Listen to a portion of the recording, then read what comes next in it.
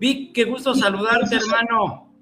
Un gusto, el gusto es mío, Eduardo. Un gustazo. Oye, ¿está haciendo frío en Guanatos o qué? No, fíjate que curiosamente estos últimos 2, 3 días no ha habido frío, pero antes de eso sí ya estaba haciendo frío en la madrugada. Ey, sí me tocó, estuve por ahí, tuve el gusto de estar por ahí jueves y viernes, Okay. mi chamba corriendo, pero muy a gusto y cada vez está Sí, mejor Guadalajara. Si no han conocido Guadalajara, dense la oportunidad de ir a la hermana República de Guanatos. No, Guanatos es mucho más allá que el tequila, más allá que la Generala, que la Luz del Mundo, que todas estas historias negras. La verdad es que vale mucho la pena, tiene una cultura impresionante, una gastronomía maravillosa, una gran cantidad de opciones. Hay una taquería en cada una de las puertas casi, ¿no? Y a quien le pregunte se dice que es mejor una y otra y otra. Bien, hoy tenemos el agrado, el gusto de tener uno de los mejores ponentes. Yo digo que el mejor, pero ya sabes, hay gente que se pone envidiosa, Vic, en materia de CFDIs, además de otras cosas. Y Víctor, que como nos dijo Diana, es un experto en materia fiscal, hoy nos va a hacer favor de contestar sobre temas que se vuelven fundamentales a partir de la reforma y que luego probablemente hagamos un evento, en una charla en relación específicamente a los comprobantes fiscales falsos. Pero hoy vamos a hablar en términos generales de lo que damos por hecho los contadores, de cómo debo hacer correctamente un CFDI. Y para eso tendríamos que explicar, tuve el gusto de ver en estos días a un líder de estos de TikToker y de redes sociales, influencer fiscal, a Mario Beltrán, y le decía yo a Marito que no es CFDI, es CFDI, porque es comprobante fiscal digital, no es un CFDI, no. Pero es a través de internet. CFDI, porque es digital a través de internet. Ah, ok, pero tendrías que decirlo así, porque si no, no es CFDI. Tienes desde la denominación. Cuéntanos, mi querido amigo, ¿cuál es la diferencia entre una factura y un CFDI? Bueno, en este caso es prácticamente la misma cosa. El CFDI y una factura es exactamente lo mismo. El CFDI es el comprobante fiscal que los contribuyentes tenemos que emitir por nuestros actos o actividades, por nuestros ingresos que percibamos o por las retenciones de impuestos que efectuemos según el artículo 29 de Código. Y la factura, por antaño, se le ha llamado al documento que el proveedor nos entrega a los clientes por la adquisición de bienes o servicios o por la prestación de servicios. Oye, amigo, pero a veces no eres tú como perceptor de un ingreso quien tiene que emitir ese comprobante fiscal digital o, como tú señalas, comprobante fiscal digital vía internet. Así es. Es el pagador o un tercero. Vamos aquí a ver algunos ejemplos de eso, ¿no? El caso de los trabajadores, ¿quién está obligado a emitir el CFDI? El patrón, el que paga. El caso de recibe el ingreso. Exacto. Ahí en este caso el 29 de Código señala precisamente tal situación, dice, por los ingresos que percibas, por las retenciones que efectúes o por las retenciones de impuestos que efectúes. Entonces, el patrón efectúa una retención y está obligado entonces a emitir un comprobante fiscal, en este caso de tipo nómina. Muy bien, amigo. Oye, ¿y cuál es la diferencia entre el XML, y ya que estamos tan técnicos, cuéntanos qué es un XML y cuál es la diferencia con el PDF? Ok, mira, es importante. El XML precisamente es el documento, el estándar, el cual el SAT nos da a conocer para que nosotros, al momento de cumplir con la obligación de emitir un comprobante digital, se cumpla con el formato XML, que es un formato estándar y es gratuito el formato, no pertenece, digamos, a una empresa en particular. Al decir que el comprobante es digital, si no dijera el SAT cómo lo vamos a hacer la parte digital, cada mexicano pondría su documento digital. Yo lo haría en Excel, otros lo harían en PowerPoint, otros en Word, otros en TXT, porque cada quien sería libre de hacer su comprobante digital. Para evitar que todo el mundo invente su propio documento digital, es que el SAT nos da a conocer a través del anexo 20 lo que es el estándar tecnológico en materia digital, que es el XML. Correcto. ¿Y qué sería el PDF, hermano? El PDF es la representación impresa, la cual, dicho sea de paso, no tiene ninguna validez en materia fiscal. Oye, espérame. Entonces, digamos que una es la novia y la otra es la foto. La foto no es la novia, pero representa a la novia. Ahora, pregunta, si eso es así, ¿por qué en muchos casos la autoridad estatal, investida de autoridad federal, o la misma autoridad del SAT nos pide estas CFDIs impresos? Mira, en ese caso te voy a decir una cosa, Eduardo. Cuando la autoridad pide los documentos impresos, yo siempre se lo he dicho a los contribuyentes y a los auditados, dale gracias a Dios. ¿Por qué? Porque el documento que tiene la validez fiscal, y lo dice la propia disposiciones fiscales, es el documento XML. Ahora bien, ¿qué diferencia hay entre uno y otro? Algunos programadores, cuando generan la representación impresa, lo generan de tal forma que se vea bonita la impresión, ¿de acuerdo? El logotipo acomodado de tal forma que sea bonito el comprobante en papel. Y a veces sacrifican información del XML, cuando se supone que tiene que tener una leyenda que dice que este documento es una representación del comprobante fiscal digital, es decir, del XML. Es decir, que todo lo que está en el XML se debe de plasmar en el papel. Pero muchas veces, como te comento, el programador, que es el que programa el sistema de facturación, al momento de generar una impresión, sacrifica algunos datos o los acomoda de forma distinta, dando la impresión que se está cumpliendo con todos los requisitos fiscales, ¿de acuerdo? Pero no, muchas veces el comprobante en papel representa una cosa y el XML otra diferente. Y entonces, cuando la autoridad pide los papeles en comprobante en papel, yo le digo a los contribuyentes, dale gracias a Dios. ¿Por qué? Porque, primero, si el auditor va a revisar uno por uno las facturas y uno por uno los requisitos, ahí se va a tardar la eternidad. Y como somos humanos, somos propensos a cometer errores. Entonces, se le puede brincar algún requisito y lo puede dar por bueno el comprobante. En cambio, si fuera digital, como lo pedían, que ya lo deben de tener, porque cada comprobante que emitimos se timbra y el saldo tiene una base de datos, entonces el auditor tendría que hacer uso de herramientas tecnológicas para validar los requisitos de forma masiva. Y entonces ahí es donde dice el dicho, donde las liebres brincarían como en pradera, porque ahí se verían los errores que los comprobantes tienen en este caso. Entonces, es más factible que el auditor encuentre los errores que hacen que un comprobante sea anunciable a través de un XML que los detecte en una impresión. Entonces, cuando el autor pide los documentos impresos, denle gracias a Dios, no hagan valer su derecho de que la información que ya tiene el SAT no me la tienes que volver a pedir. No, con todo gusto se la entregamos en papel. Hay que inundarlos en papel a los autores. Ok, amigo. Y bueno, no, lo que está diciendo Víctor es para efectos del SAT, para efectos de revisiones, no siempre. Ojo, fíjense lo que nos dijo. Debería tener las herramientas tecnológicas el revisor para verificar que los requisitos que establece la norma, el 29A concretamente nos dijo, sean los que contienen tus CFDIs.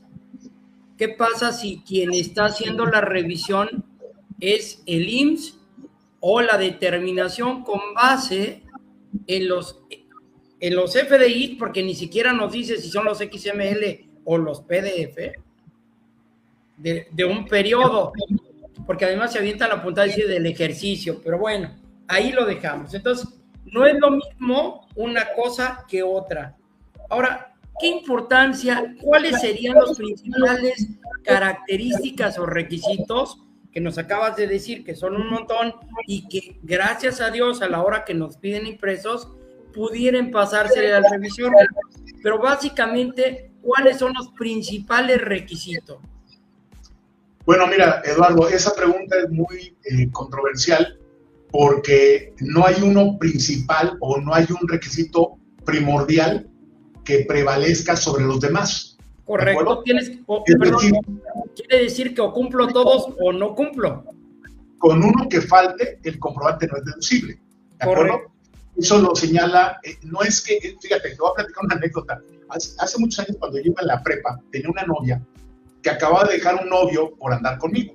¿De acuerdo? Yo anduve tras de ella. ¡Qué buen gusto, tiempo, amigo! Hasta que concluyó que terminó la relación y empezó a andar conmigo. Ella tenía una medallita que le regaló el novio anterior que decía 99% virgen. Entonces yo la veía y decía, pues como que eso no se puede, ¿de acuerdo? Entonces, la analogía con estos comprobantes es que un comprobante no puede ser 99% deducible y 1% no en caso de que falte un requisito, ¿de acuerdo? O se es o no se es, así de sencillo, ¿de acuerdo? Entonces, el propio código establece en el 29A de código todos los requisitos que debe de contener un comprobante.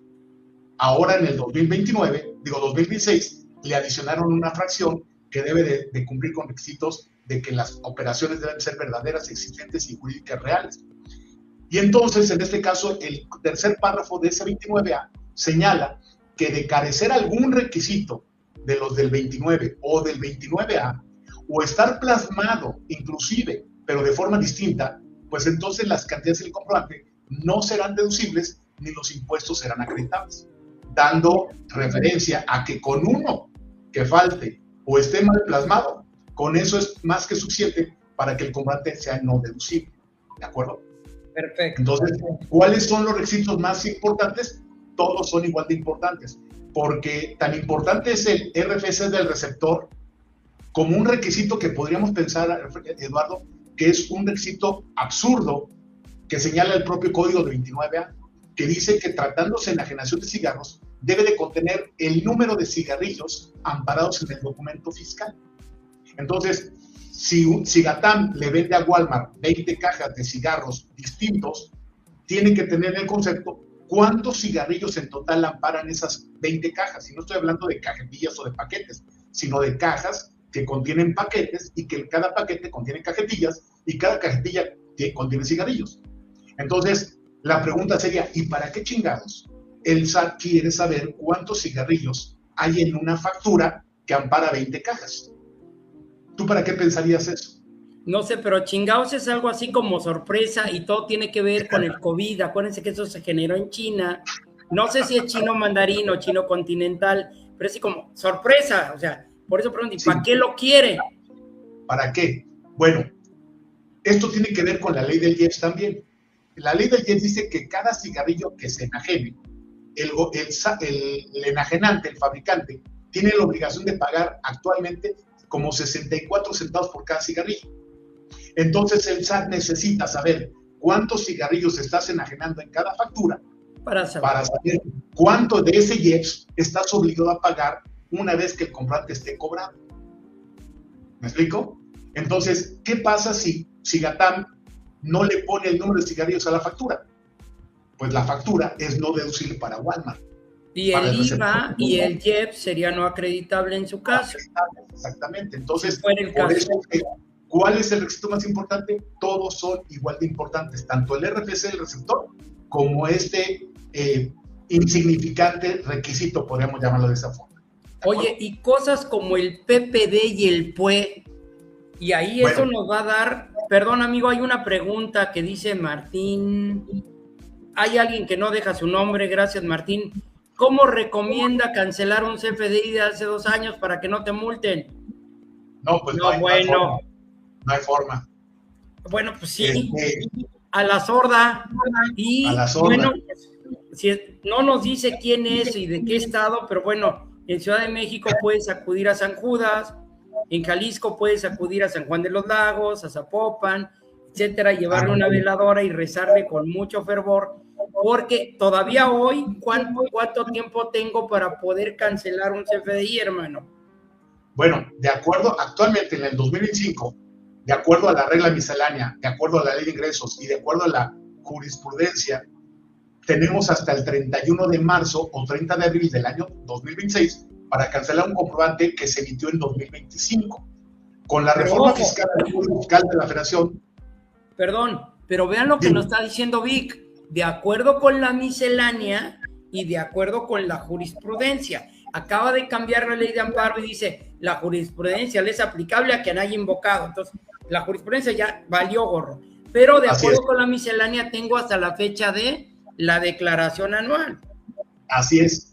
Pero también con la reforma fiscal, Eduardo, del Código Fiscal de la Federación, ya también se establece que el plazo en el código, sin necesidad de invocar ninguna jurisprudencia y una facilidad a través de ley de ingresos de la Federación o regla miscelánea, tenemos hasta la fecha en que se debe presentar la declaración para poder cancelar un comprobante sin que nos impongan una sanción, siempre y cuando contemos con la autorización del receptor y la justificación de dicha cancelación. ¿De acuerdo? No nada más es cancelarlo ya, sino que tenemos que justificar el por qué lo cancelamos para que el SAT tampoco nos imponga una multa. Entonces dice Martín, oye, ¿qué recomiendas para hacerlo? Pues no hay nada que puedas hacerlo. Por ahí dice un dicho, no puedes parir y quedar virgen a la vez. Entonces, si no lo cancelaste en el ejercicio en que debiste haberlo cancelado, si lo cancelas al día de hoy, tarde que temprano va a llegar una multa, ¿de acuerdo? Recordemos que el SAT cuenta con facultades de 5 años. Entonces, si lo cancelas ahorita, el SAT a partir de ahorita tiene 5 años para imponerte la sanción y la vas a ver reflejado en tu buzón tributario tarde que temprano. Oye, amigo, ¿cómo era el dicho? No puedes parir y quedar virgen a la vez. No, bueno, andas muy filoso con esos temas. Pero bueno, oye, ¿y cómo le hago? Porque tú hablas de la multa, o el participante nos pregunta de las multas. A mí me preocupa más, hay una buena cantidad de contribuyentes en el país que por error, o sea, contribuyentes que venden combustibles y lubricantes, etcétera, y que por algún error ponen una clave que de repente alguien pudiera, el SAT concretamente, considerar que es hidrocarburos y le suspende de manera temporal y luego definitiva los sellos digitales diciendo, hey, tú me hiciste un comprobante y no tienes controles volumétricos. Es correcto. Entonces dirías, pues no te preocupes, cancela el comprobante. Papito, es de 2020, es de 2021, es de 2022. ¿Cómo caramba lo cancelas a estas alturas del partido? Es correcto. Lo puedes cancelar, obviamente, te digo, lo puedes cancelar. El problema es que vamos a tener tarde que temprano que pagar una multa del 5 al 10% sobre cada comprobante que cancelemos, fuera de plazo. Entonces, nosotros ahorita, por ejemplo, estamos a muy buen tiempo, porque estamos en noviembre, a finales de noviembre prácticamente, y entonces podemos hacer un análisis, aunque suena complicado, pero podemos hacer un análisis de todos los comprobantes que hemos emitido durante este ejercicio para revisarlos y verificar si están bien emitidos o no. Y si no están bien emitidos, entonces ahorita es el momento de cancelarlos sin que proceda la multa por cancelarlos fuera de plazo. Pero tenemos que justificar el por qué también. ¿De acuerdo? Correcto. Hay otra pregunta y quiero yo colgarme de esa pregunta para hacerte otra pregunta. Dice, hablando de complementos de pago, los FDI egreso, ya sea por devoluciones o bonificaciones, estos FDI que disminuyen el saldo, ¿se consideran parcialidades? Por ejemplo, se registra cronológicamente CFDI e ingresos por 100,000, CFDI REP por 50,000, parcialidad 1, CFDI de egresos por bonificación 10,000, CFDI REP por 40,000, parcialidad 2 o 3. Y esto lo pregunta Antonio. En ese caso, la primera pregunta es, las bonificaciones, devoluciones o devoluciones de mercancía, ¿se consideran parcialidades? No, no se consideran parcialidades para efectos del comprobante fiscal. Sí disminuyen los saldos por cobrar, pero no se considera una parcialidad. Son documentos completamente diferentes y opuestos a su naturaleza. Por ejemplo, si yo aplico un comprobante por una devolución, sí disminuyo mi saldo por cobrar, igual que un comprobante de pago. Pero la devolución no causa impuestos para el quien otorga el descuento. ¿De acuerdo? Pero el cobro sí me causa un impuesto, ya sea el IVA o el IEPS o las retenciones, porque ya hay flujo de efectivo. Y entonces yo te estoy diciendo al SAT, ya cobré y estoy obligado a pagar, ya sea el impuesto sobre la renta, el IVA o el IEPS, o las retenciones que me efectuaran las tienen que pagar quien me retuvo. En el cambio, en un descuento, pues no aplican impuestos, porque yo que apliqué el descuento, lo que sucede para mí es una disminución de mi ingreso, de acuerdo al artículo 25 de la Ley de Renta. El tema es que esa deducción la vas a reflejar hasta el término del ejercicio. Ojo con eso, Antonio. Ahora, mi querido Víctor, ¿y cómo está este tema de los complementos de pago? Que era, te decía que me quería colgar de la pregunta. ¿Cuántos complementos de pago? Y luego, en general, ¿cuántos complementos de CFDI existen? Porque unos son los complementos de pago y otros serán por operación o por actividad. Ok, mira, en total, actualmente publicados en la página del SAT, tenemos 27 complementos del CFDI en total. Entre ellos el complemento de pagos, es uno de esos 27, ¿de acuerdo? Entonces, ojo, perdón, no nos confundamos, amigos. Hay complementos del CFDI. Uno de esos complementos del CFDI es el complemento de pagos. ¿Estoy correcto o corrígeme, amigo? Correcto, ¿de acuerdo? Muy bien. Y tenemos otros complementos como el complemento de nómina, muy usado en los comprobantes de nómina, el complemento carta aporte, que es el más reciente, complementos de aerolíneas, complementos de notarios, complementos de impuestos locales, y así, te digo, en total 27 complementos. Perfecto. Es muy importante que nosotros conozcamos de estos complementos por dos razones. Número uno, la menos principal.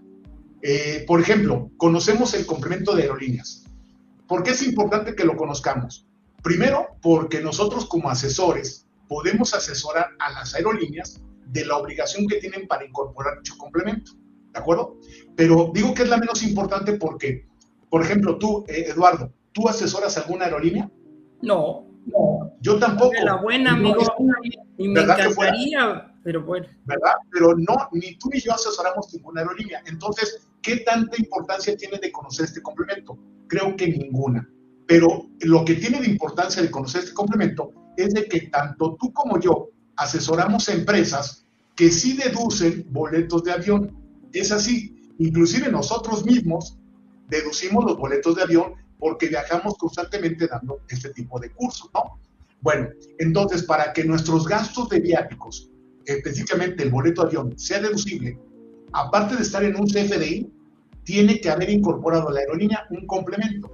Y lo interesante de esto, Eduardo, es de que las aerolíneas, nosotros podemos pensar que al ser una aerolínea son expertos en emitir comprobantes. Y no. Y no es así, Eduardo. Cometen demasiados errores igual que cualquier otro contribuyente. Y el detalle está en que el complemento, de repente, no lo emiten correctamente, lo que ocasiona que nuestro comprobante sea no deducible. Entonces, nosotros como receptores tenemos que verificar que todo el mundo, todo proveedor, haya emitido el comprobante correctamente, con los requisitos que conlleva, pero adicionalmente, aquellos contribuyentes que estén obligados a incorporar alguno de esos 27 complementos, lo hayan incorporado, y no solamente que lo hayan incorporado, sino que esté debidamente requisitado. Porque caso contrario, entonces la operación es no deducible para el receptor. Y yo tengo comprobantes de aerolíneas, como Aeroméxico, que no emiten el comprobante correctamente y para mí es no deducible, Eduardo.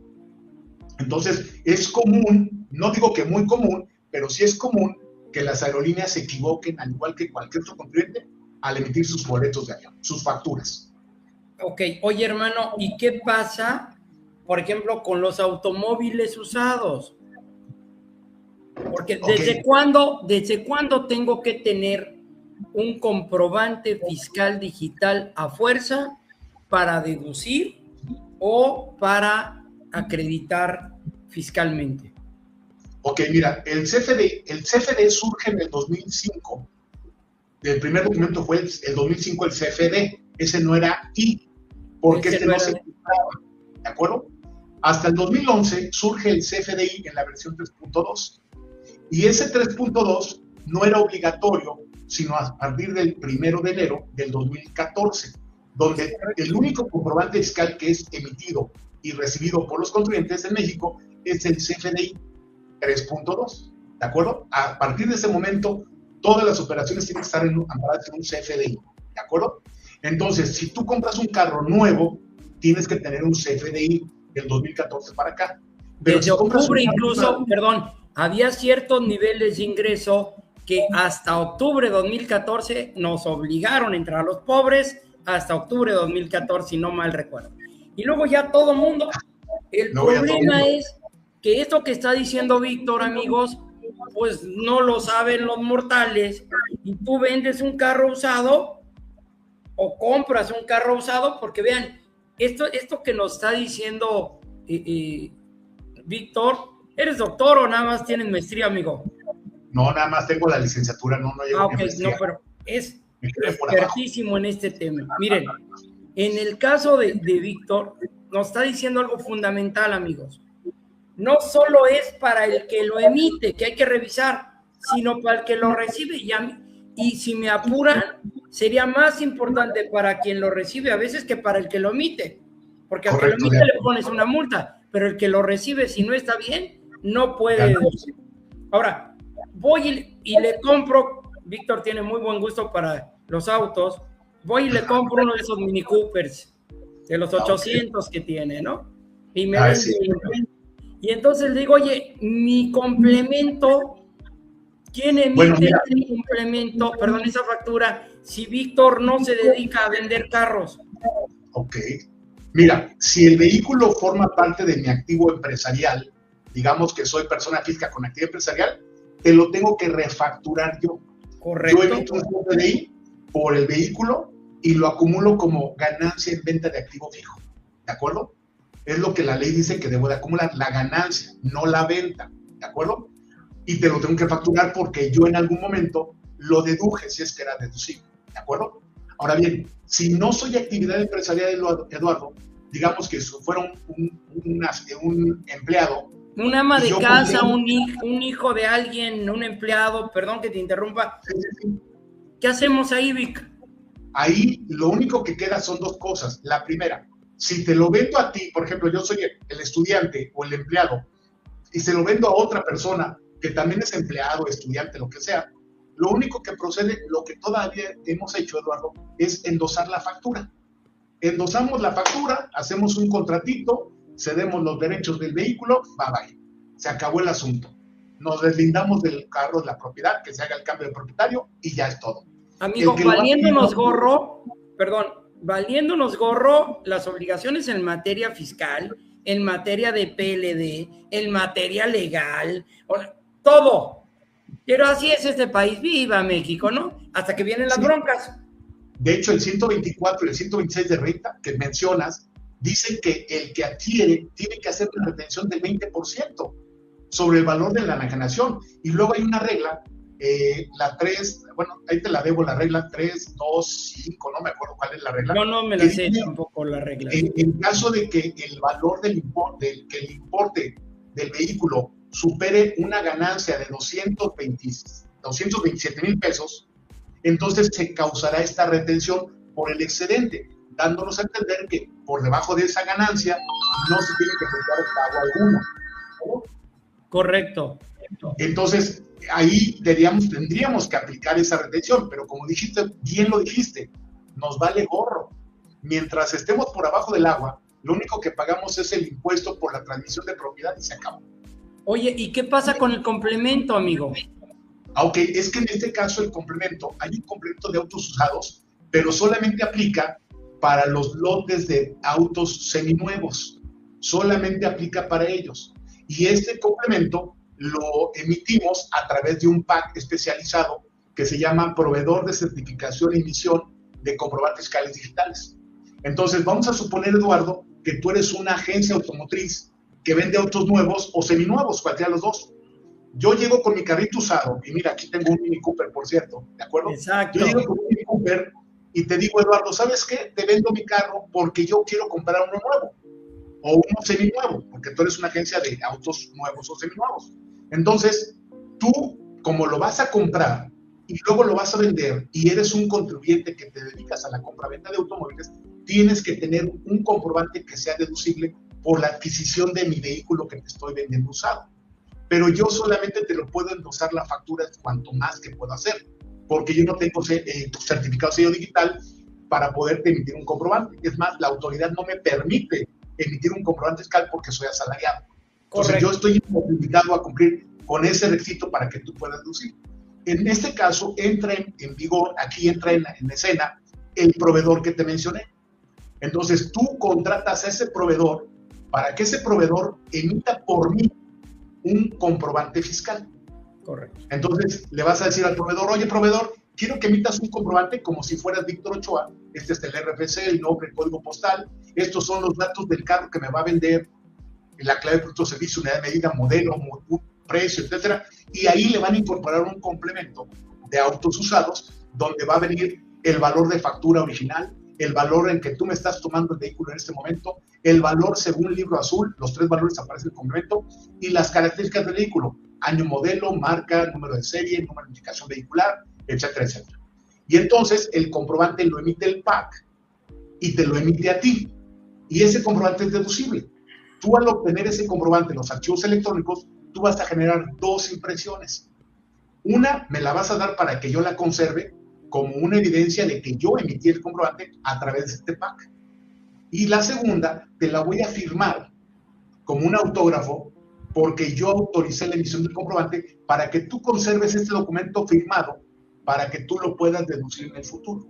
Perfecto. ¿De acuerdo? Pero esta es la opción solamente para lotes de seminuevos o agencias de autos nuevos. Pero estas cosas pasan también entre empresas, entre mortales.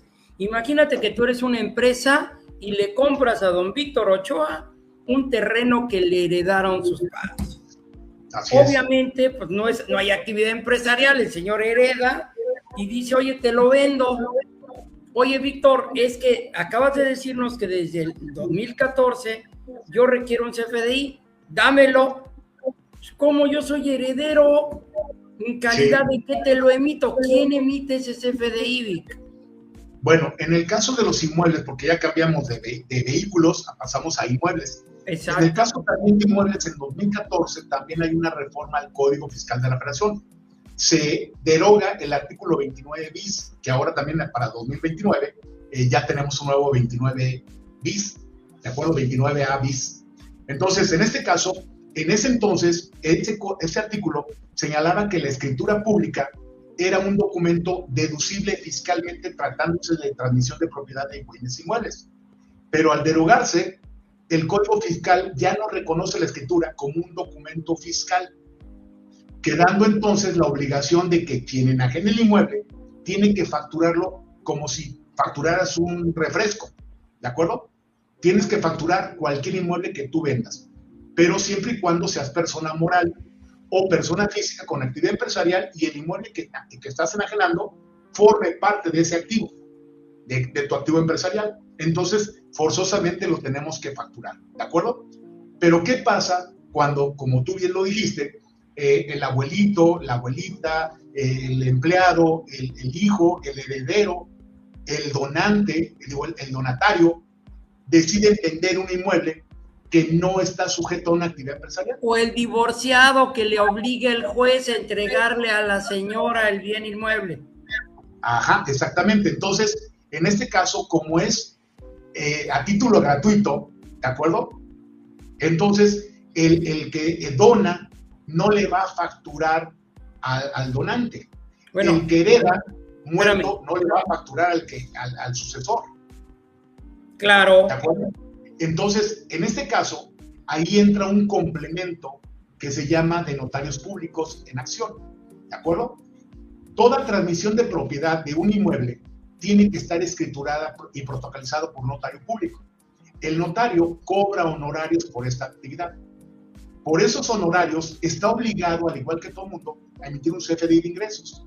Y lo que hicieron en el SAT fue que a ese comprobante de ingresos que emiten por sus honorarios, los obligan a incorporar un complemento que se llama notarios públicos para que quien adquiera el inmueble lo pueda deducir a través de este complemento, ¿de acuerdo?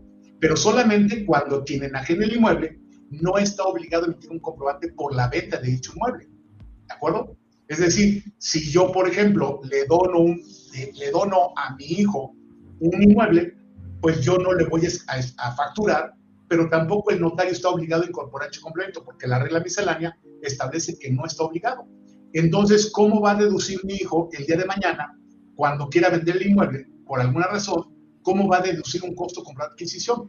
En este caso lo va a hacer a través de la escritura que yo le voy a escriturar a mi hijo, donde se van a plasmar los antecedentes de la adquisición del inmueble. Yo lo compré hace 20 años en X cantidad de miles de pesos y entonces mi costo, con esa fecha de adquisición, el costo se retrotrae a mi hijo a la venta en que él lo llegue a realizar. Se actualiza ese costo y entonces el notario le asigna un costo por adquisición al momento de enajenarlo, sin necesidad de que haya un CFDI. Pero si yo lo compré el inmueble y yo lo voy a vender, en este caso si lo compré del 2014 para acá y ahorita lo voy a vender, sí tengo que tener un CFDI, o emitido porque me lo vendió o por el complemento de notarios para poderle yo asignar un costo por adquisición. Si no tengo ese complemento, no tengo ese costo comprobado y entonces el impuesto que voy a pagar es sobre la venta, más no sobre la utilidad. Vientos. Ahora, una pregunta, Vic, ya que traes esto a colación, y esto pasa muy frecuentemente, lo platicábamos hace unos días. ¿Cuál debe ser el concepto que debe traer ese CFDI que me está pidiendo la persona, empresario o no, si me está enajenando un terreno? ¿Cuál es el uso? ¿Qué le pongo? ¿Sin efectos fiscales?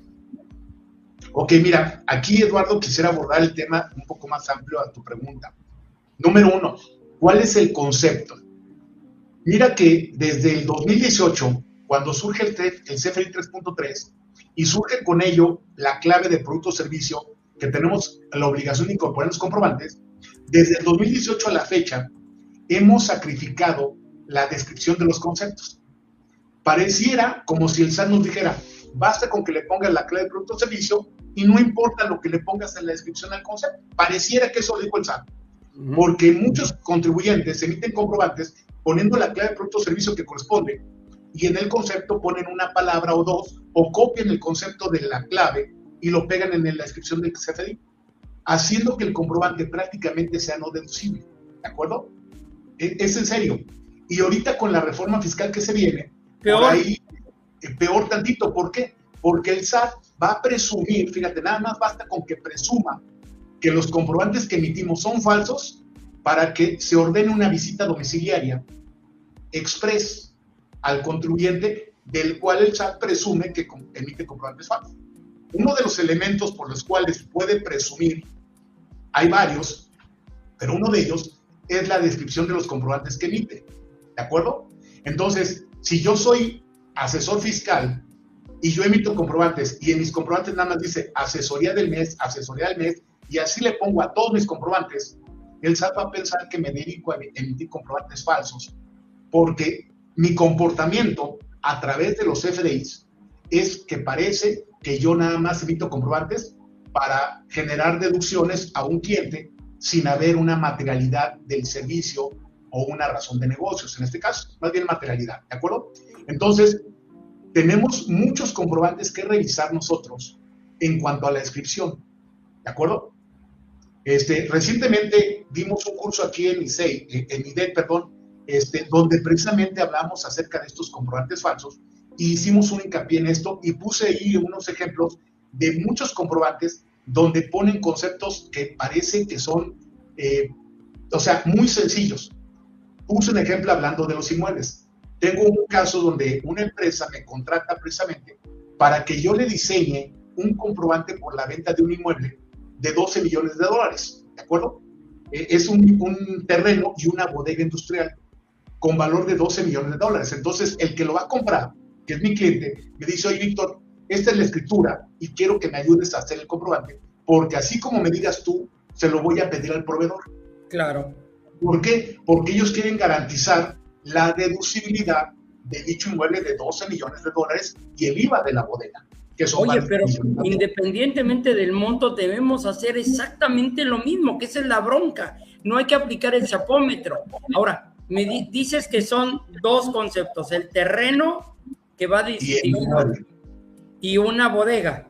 Es correcto. Ok, entonces pones en un solo, ¿hiciste un solo CFDI o hiciste dos? ¿Y cuál es el uso? El uso, bueno, en este caso, el uso es construcciones, ¿de acuerdo? Y en este caso en este caso en particular, pero ahorita voy a abordar el uso del CFDI como lo platicamos la vez pasada. En este caso, medios me mandan un bosquejo en Excel de lo que ellos creen que se debe facturar. Yo lo veo y veo que está totalmente mal, ¿de acuerdo? El monto original, el valor unitario no corresponde con la cantidad, porque le ponen cantidad y le ponen, no sé, 1500. Unidad de medida, metros cuadrados. Entonces te están vendiendo el metro cuadrado, es la cantidad, ¿de acuerdo? La unidad de medida son metros cuadrados, pero en valor unitario le ponen, hablando del terreno, le ponen que son $2 millones. Entonces dices, caray, pues como que no cuadra, porque están vendiendo 1500 metros cuadrados, cada uno a valor de $2 millones. Y cuando reviso la escritura, pues el inmueble completo, el puro terreno, vale $2 millones y feria de dólares. Entonces les dije, o le pones el valor unitario por metro cuadrado, diciendo que son 1500 metros cuadrados, y el precio unitario por metro cuadrado, para que la multiplicación te dé los $2 millones.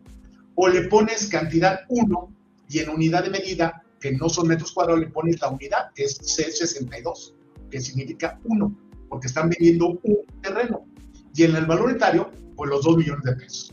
Pero en la descripción, ellos le pusieron lote industrial, nada más lote industrial. Y entonces les digo que está mal. Y entonces, en base a la escritura, les hago una descripción que dice lote industrial ubicado en la calle fulana de tal, municipio, fraccionamiento, según escritura fulana de tal. Concluyo con eso. Entonces la descripción es bastante completa para que ninguna autoridad fiscal te rechace la docilidad de ese inmueble, porque estamos hablando de una operación bastante cuantiosa. En cuanto a la bodega, también se le hace igual. La descripción, bodega industrial de tantos metros cuadrados construidos, etcétera, etcétera, ubicado en, y le pones la dirección del inmueble, y también según la escritura pública, ¿de acuerdo? También le pones un valor o por la unidad, el valor unitario por la unidad, o valor unitario por metro cuadrado, según cómo lo vayas a facturar. Correcto. Finalmente, que les digo cómo lo deben de hacer, y ahorita que hablabas de la impresión, emiten el comprobante, en la impresión está perfectamente la descripción y todo como lo pedimos, pero el XML está mal emitido, y lo timbraron, pero la descripción nada más decía lote industrial y luego bodega, en el concepto del inmueble.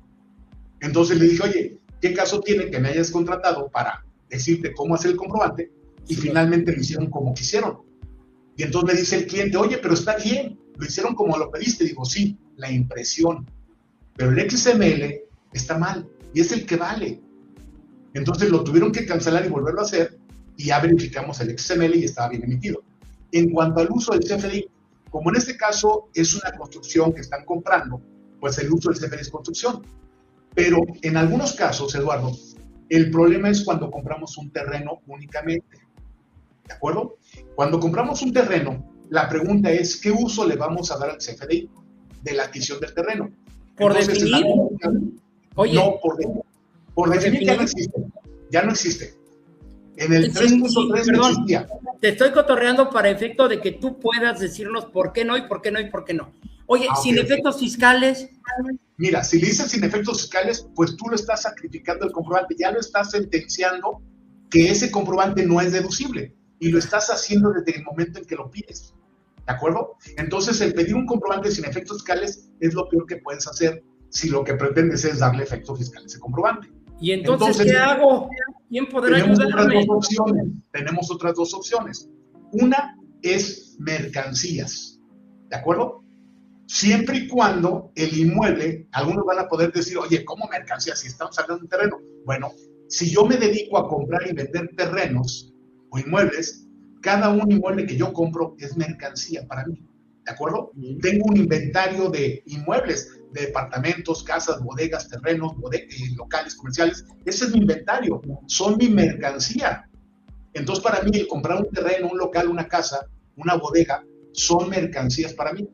Entonces, si yo me dedico a comprar y vender, son mercancías. Ese es el uso del CFDI que le debo de dar a ese comprobante, ¿de acuerdo? Pero si lo compro, el terreno, para construirlo, también sigue siendo mercancía. Es como materia prima. Así como compro el terreno, voy a comprar piedra, ladrillo, vigas, varillas, cemento, tubos, y todo eso para mí es adquisición de mercancía, porque sirve para transformarlo y producir un producto nuevo, totalmente, que va a ser un inmueble que voy a enajenar el día de mañana. Entonces sigue siendo adquisición de mercancías. El problema, Eduardo, es cuando lo compro para usarlo. sin construirlo. Es decir, compro el terreno y lo voy a bardear a lo mejor nada más para usarlo como estacionamiento o como un patio de camiones. O a lo mejor ni lo bardeo, nada más lo compro y lo tengo ahí ocioso, porque luego voy a ver qué hago, lo construyo, lo vendo, no sé, pero salió la oportunidad, lo compro, y entonces el problema es qué uso le voy a dar. No es mercancía porque lo estoy usando. Y entonces, no te dedicas a eso. No se deprecia. Entonces, todas las claves que empiezan con la letra I son de inversiones sujetas a depreciación, ¿de acuerdo? Estamos con las construcciones, estamos con equipo de cómputo, oficina, transporte, maquinaria, troqueles, telecomunicaciones. Todos esos son activos que se deprecian conforme a la ley de impuesto a la renta. Pero un terreno no se deprecia. Entonces yo no le puedo dar uso de construcción porque no lo estoy usando y, bueno, no lo estoy depreciando. Y no es mercancía porque no lo voy a revender. Entonces, y sin efectos fiscales es como darme yo solito un balazo en el pie. Entonces, como diría mi padre en paz descanse, como no hay una clave correcta, le vamos a poner la menos peor. Y la menos peor es construcciones. No es la correcta, Eduardo, pero es la menos peor. Oye, ¿y si pusiéramos 01010101 no existe en el catálogo? No, esa ya estamos hablando de la clave del producto o servicio, Eduardo, que es otro tema, ¿de acuerdo? Fíjate que se escuchan rumores extraoficiales de una versión nueva del CFDI para 2026, que viene a hacer match con el tema de los comprobantes falsos. Entonces, yo creo, esto no lo dicen extraoficialmente, esto yo lo creo, que el SAT lo que va a buscar con esta nueva reforma del comprobante para 2026 es que los comprobantes se emitan y puedan detectarse de forma remota que las operaciones que estamos facturando son reales. Y una de las causales por las cuales el SAT puede presumir que estamos facturando cosas que no son reales es precisamente la clave de producto o servicio. Claro. Y entonces, la clave 010101, que significa que no existe en el catálogo, el SAT puede ser que restrinja su uso o que presuma que quien está usando esa clave es porque está emitiendo comprobantes falsos. ¿De acuerdo? Entonces, mi recomendación para 2026 es que esa clave no la usemos. Solamente para la factura global, como lo dice la guía del SAT, que solamente en ese comprobante aplica, porque la guía del SAT dice que esa clave se usa en casos extremos, así dice la palabra, en casos extremos en que al buscar una clave de un producto o servicio no la encontremos. Pero pasa, por ejemplo, con consultoría en seguridad social, no está. Ok, mira, te voy a decir una cosa. Desde el 2018 hubo empresas que me contrataron para buscar claves, así de sencillo, Eduardo. Oye, fíjate que estamos vendiendo esto y no hay clave. Y entonces sí me ponía a buscarla y sí las encontraba. No hay una sola clave, Eduardo, que me hayan encargado de buscar que no haya encontrado. No hay una sola, ¿de acuerdo? Y les he buscado claves tanto de unidad de medida como de descripción, inclusive a refresqueras. ¿Cómo ves? Porque ellos usan una incorrecta y luego los clientes me hablan y me dicen, oye, ¿esta clave es correcta? Pues no, ¿de acuerdo? Y entonces el efecto es que el comprobante no es deducible. Pero como nadie se atreve a decirle a una refresquera que su comprobante está mal emitido, pues nadie le ha dicho nada, entonces ellos creen que el comprobante está bien. Entonces hasta que un cliente me hable y me dice, Víctor, ¿está correcto? Le dije, no. ¿Cuál debería ser? Y la busqué. Le dije, mira, aquí hay una clave para los refrescos en cuanto a unidad de medida y cuál es la descripción, en este caso la clave de producto o servicio. Se las mandó a la refresquera y fíjate que la refresquera en un principio muy humilde, muy sensato, reconocieron que estaba mal la que usaban y le dijeron, no te preocupes, vamos a cancelar el comprobante y lo vamos a emitir correctamente. Y creo que eso hicieron para todas sus facturas. Entonces, hay empresas que lamentablemente están facturando mal los conceptos en cuanto a la unidad de medida o a la descripción o el producto o servicio y creen que como nadie les reclama, pues creen que está bien el comprobante, cuando no lo es. Entonces, esto, si me preguntas dónde dice, te voy a decir que la decía la página, pero ya no supe dónde quedó con el cambio de la página del SAT. ¿Te acuerdas que hace un par de años, creo que 3 años, cuando cambiaron la página y pues ahora sí yo me quedé como ciego porque ya no supe dónde estaban las cosas?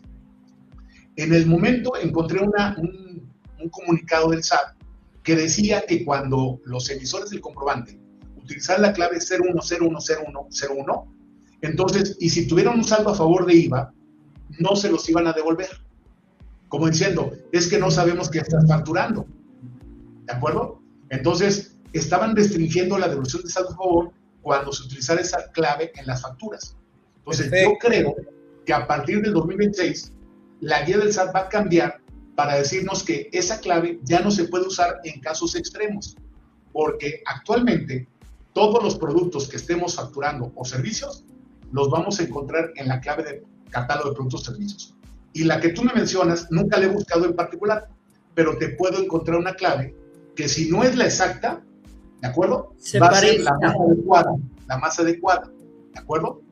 Por analogía. Oye, hay dos preguntas del público, ya Martín nos está aquí, a mí me está regañando porque hay una de Juan Pablo que dice, si pago a un proveedor en el mes de noviembre, me emite el último día del mes su factura como fue y con su forma de pago correcto, ¿aplica la regla 27139?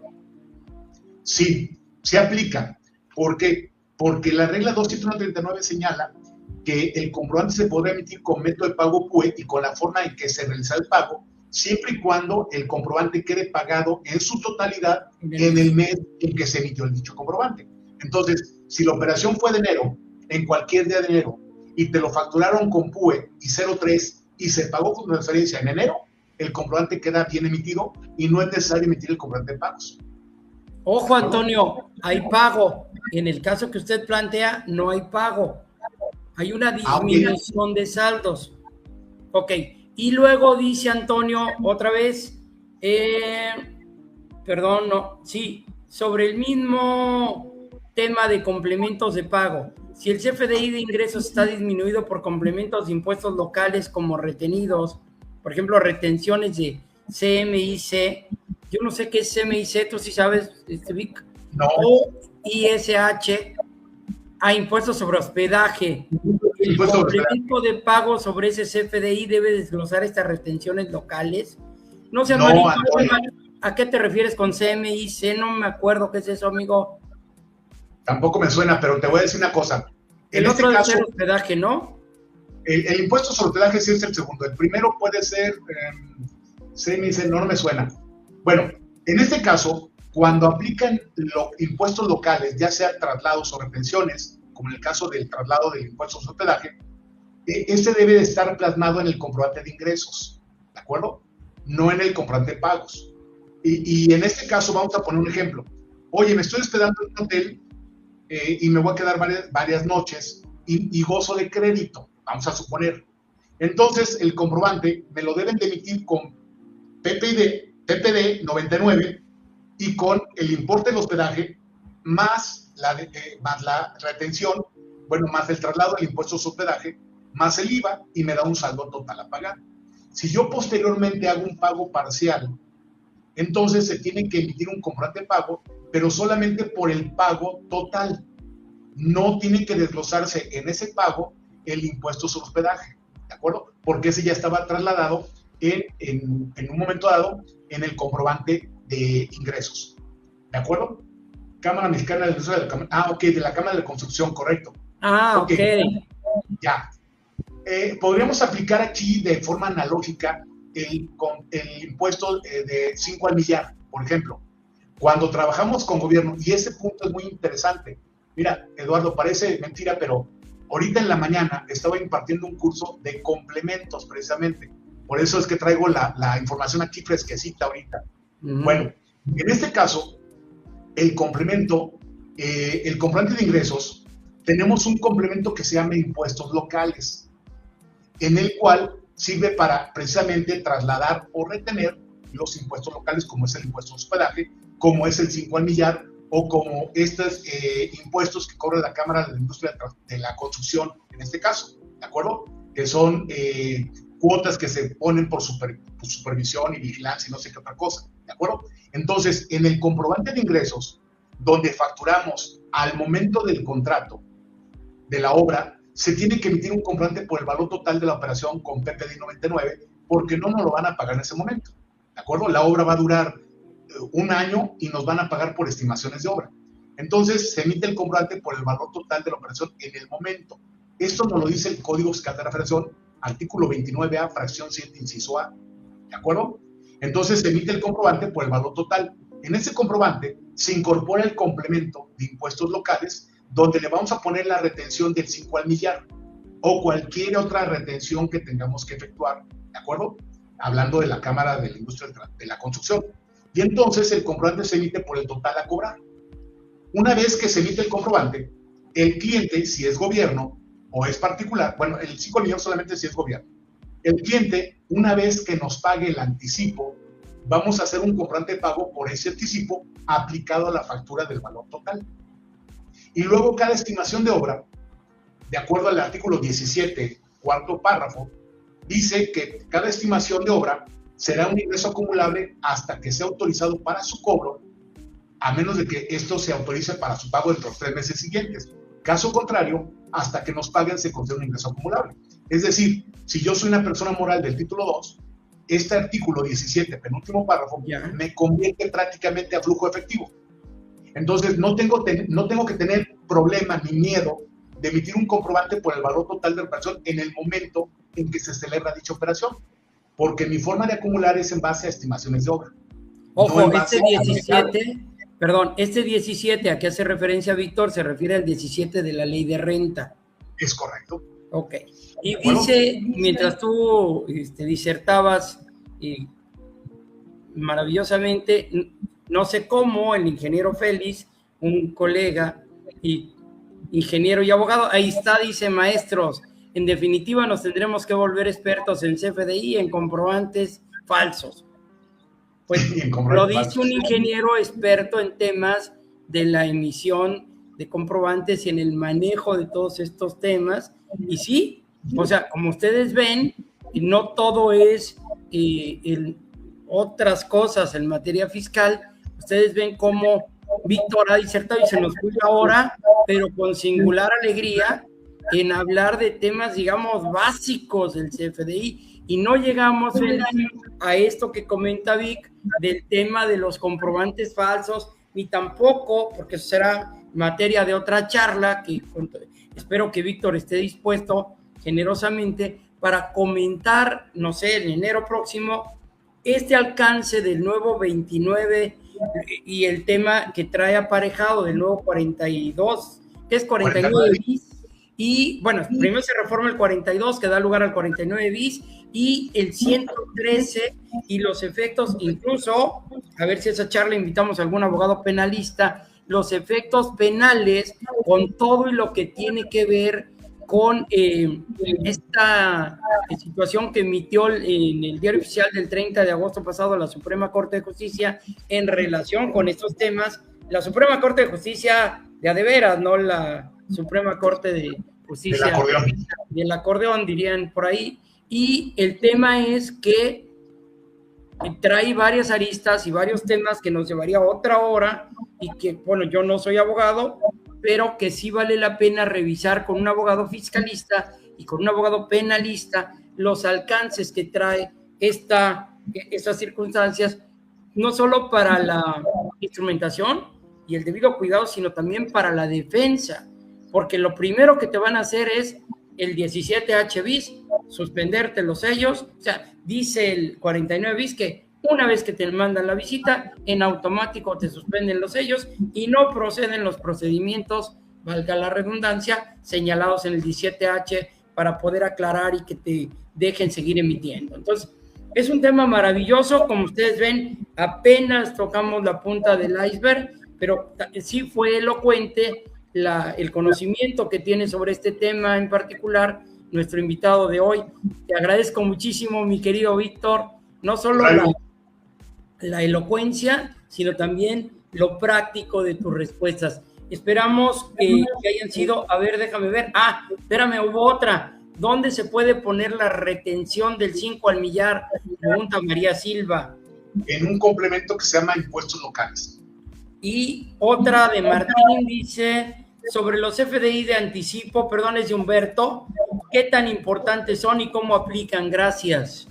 Son sumamente importantes porque para empezar, los anticipos son ingresos acumulables de las personas. Entonces se tiene que emitir un comprobante, como lo dice el 76 hablando de personas morales, por los ingresos estás obligado a emitir un comprobante.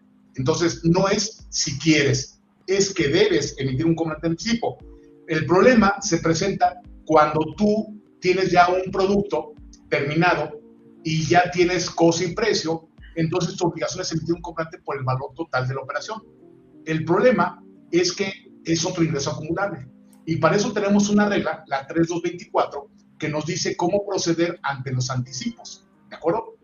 Fíjense que comentaba ahorita Félix, y para eso le mando un abrazo hasta a Sonora. Otro muy fuerte, sí, señor.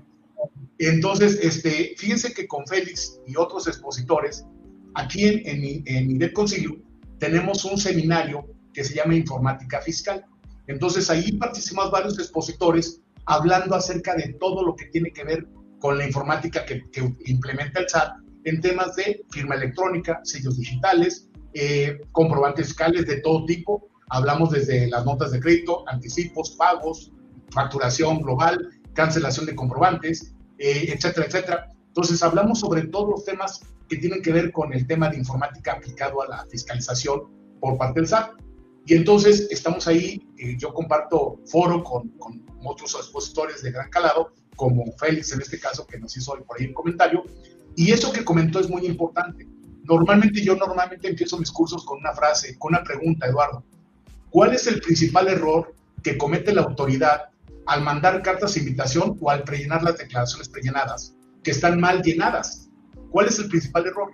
Y respondo de forma sarcástica, el creer que somos expertos en emitir comprobantes fiscales digitales. Ese es el error, creer que somos expertos, pero la realidad es que sí debemos de ser expertos. Pongo una analogía, Eduardo. Imagínate que llega un paciente con un cardiólogo y le van a poner un marcapasos. Ya una vez que está en quirófano el paciente y le abrieron el pecho, el doctor pregunta, ¿cuál es la vena aorta? Imagínate nada más. Entonces, si estás consciente, te da el infarto en ese momento. Entonces, nosotros como contadores tenemos que ser expertos en nuestra materia. Y el comprobante fiscal, cuando me preguntaste qué es un CFDI, te iba a contestar, no el significado del acrónimo CFDI, sino el CFDI es el documento fiscalizador, el cual es el eje de la fiscalización en México. ¿De acuerdo? Si el comprobante está mal emitido, entonces tenemos un problema. Y como tú comentaste, los comprobantes fiscales tienen dos caras, una para el emisor y otra para el receptor. Dos efectos. Tenemos que cuidar ambos. Y en dado caso de que cometamos un error, tenemos que cuidar al receptor. Porque el emisor, pues es una multa, es una llamada de atención, es una carta de invitación. Pero el receptor es la pérdida de utilidad. ¿De acuerdo? Oye, hubo un comentario, perdón, ¿nos puedes poner la pregunta del contador Carlos Pacheco? No sé si es, Enrique Pacheco, disculpe, don Enrique.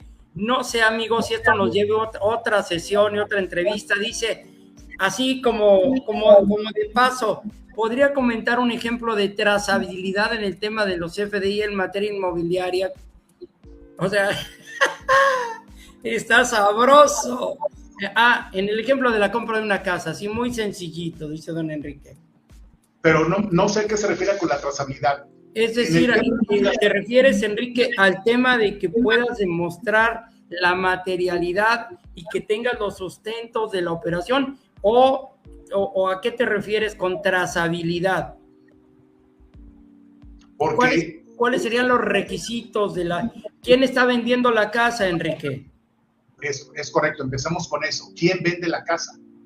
¿Una persona moral, una persona física que se dedica a vender casas? O a lo mejor el propio contribuyente tiene su casa, ¿de acuerdo? Materialidad, amigo. La materialidad, pues la materialidad viene siendo, en este caso, los elementos con los que contamos para demostrar que la factura ampara la compra de una casa. Y en este caso la materialidad es la escritura pública, ¿de acuerdo? Entonces, acuérdate que el notario es una persona de fe que acredita que se transmitió la propiedad de un inmueble, ¿de acuerdo? Entonces, habiendo una escritura protocolizada por un notario, se supone que hay una enajenación de un inmueble. Y luego entonces el CFDI es para darle efectos fiscales a esa compra del inmueble, ¿de acuerdo?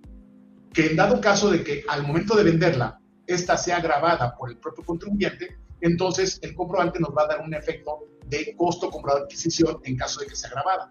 En caso de que quien la venda sea una inmobiliaria, pues entonces el comprobante fiscal es el que le va a dar derecho a deducir a quien adquiere el inmueble en un momento dado. y es el ingreso acumulable para efectos fiscales. No sé si con eso estamos contestando esa pregunta que nos hicieron.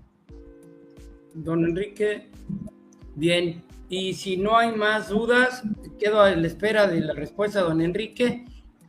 ¿Dónde te podemos localizar, Vic? ¿Un correo electrónico? Claro que sí. Mira, mi correo electrónico es victor.owl@hotmail.com. Yo soy todavía de los Hotmail para acá. Otra vez, Víctor. Victor.owl@hotmail.com. Ok, a ver, Victor.hotmail.com. Muchísimas gracias, amigo, por esta charla, por tu generosidad y además por tu elocuencia. Un abrazo también a este Hermosillo, al ingeniero Félix, que ojo, es un caso rarísimo, porque siendo ingeniero y desarrollando sistemas, después decide irse al otro extremo del cerebro. Gracias, hay alguien, ve si está bien escrito, don Víctor. Correcto, es correcto. Gracias a quien lo haya escrito, y decide el ingeniero Félix convertirse en abogado, que es casi normal. O sea, yo conozco como 800 casos iguales, ¿no? No, uno. Un abrazo a todos, otro abrazo muy fuerte para ti, amigo, hasta Guadalajara. Espero que haya sido de utilidad y que se lleven herramientas importantes para su ejercicio diario. Gracias de nuevo.